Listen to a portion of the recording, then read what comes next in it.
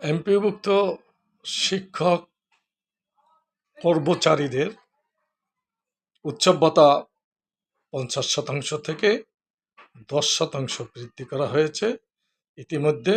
তবে আজ শিক্ষামন্ত্রী এই ১০% বৃদ্ধির অনুমোদন দিয়েছেন এবং অনুমোদন দিয়ে তা শিক্ষা মন্ত্রণালয়, অর্থ মন্ত্রণালয়ের অনুমোদনের জন্য পাঠানো হয়েছে এবং সেখানে যে নোট দেওয়া হয়েছে শিক্ষার মান উন্নয়নে শিক্ষকদের মান উন্নয়ন করতে হবে, শিক্ষকদের যে প্রাপ্তি বেতন ভাতা সেটা অবশ্যই বৃদ্ধি করার প্রয়োজনীয়তা সেখানে উল্লেখ করা হয় এবং দেশের ৬ লক্ষাধিক এই এমপিওভুক্ত চাকরিজীবী যারা আছেন তাদের এই মান উন্নয়ন মানে আর্থিক উন্নতিই হলো শিক্ষার উন্নতির একটি ধাপ।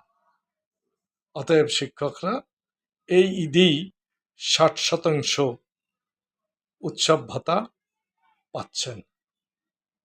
ধন্যবাদ।